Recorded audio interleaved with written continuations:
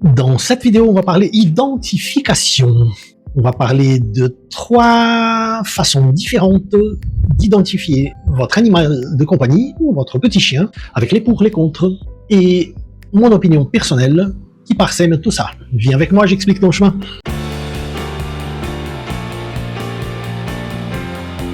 Bien le bonjour, je suis Mauricio Veto dans ma chaîne L'Ami des Bêtes. Et aujourd'hui, on parle d'identification.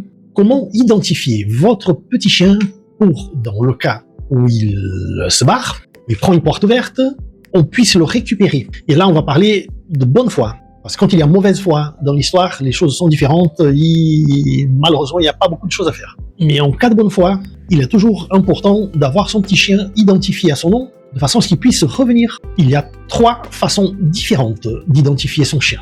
La première est la plus simple, la plus universelle, la plus visible parmi les 3, disons-le, qui est le petit médaillon d'identification qu'on appose au collier du chien. Donc il y a un collier pour ça. Et ce médaillon, vous trouvez, il suffit de faire un moteur de recherche et trouver plaque d'identification, et vous allez trouver plusieurs qui font le système, qui grave et qui vous amène dans la maison. Dans la petite plaquette, on met le nom du chien, le numéro de téléphone de contact, éventuellement le nom du tuteur, et comme ça, on est relativement sûr que si jamais il est perdu, il va retrouver la maison s'il tombe chez quelqu'un de bonne foi. Le point positif de la petite plaquette, de petit médaillon, est le fait d'être très visible, bon marché aussi, décoratif si on veut, et très facile d'obtenir. Tandis que le point négatif est le fait de pouvoir se perdre très facilement. Un animal, un petit chien qui s'enfuit et qui passe par une clôture, qui passe par des obstacles au niveau du chemin, qui s'amuse avec d'autres chiens, il peut perdre ce petit médaillon et le collier très facilement. Il peut aussi être enlevé. Et à ce moment-là, on parle de mauvaise foi, bien sûr, mais on est enlevé, c'est comme s'il n'avait jamais existé. La deuxième hypothèse qui a été pas seulement en vogue, mais c'était la seule option officielle dans les années 90, est le tatouage. Le tatouage qui est resté le mode d'élection à partir de la loi de 1990 qui obligeait tout animal, tout chien vendu, tout chien cédé à titre onéreux, et le texte de la loi devrait être identifié.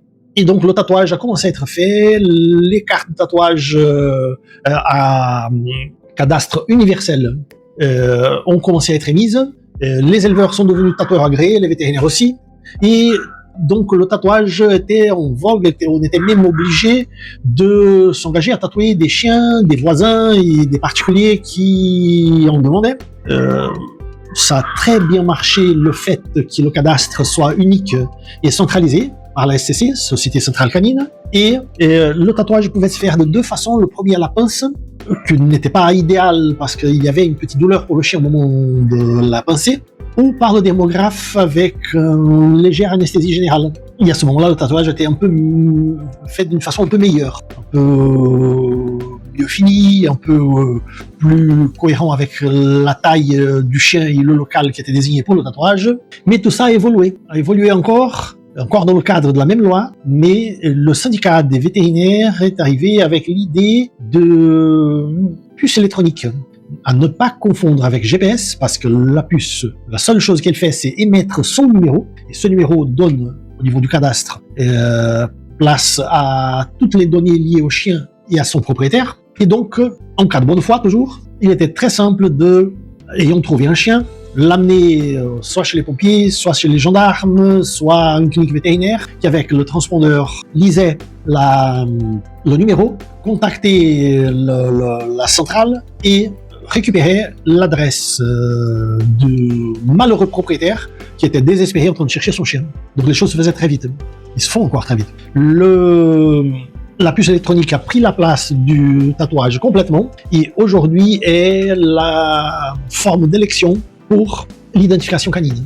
Et un système qui est considéré définitif, mais il faut toujours faire attention aux limites du système. À titre d'exemple, une puce électronique, une fois qu'on la trouve sous la peau, elle est très très simple à être enlevée. La colocation, la position d'une deuxième puce électronique brouille le système aussi. Et donc, il y a des limites qui sont liées à la mauvaise foi, bien sûr, ou à la rectification d'erreurs, mais c'est le système que nous avons aujourd'hui. Le grand défaut, c'est qu'on ne voit pas sur le chien le fait qu'il soit identifié par puce. Donc, il faut un transpondeur pour pouvoir lire le numéro qui est le numéro du chien et pouvoir arriver à contacter le propriétaire. La puce électronique reste le système d'élection aujourd'hui et un système que je considère personnellement satisfaisant. Encore plus par le travail qui est fait de centralisation des informations qui permet la récupération très rapide des données du propriétaire. Ça, c'est génial. Voilà ce qu'on pourrait parler sur l'identification. Et à bientôt pour une nouvelle vidéo.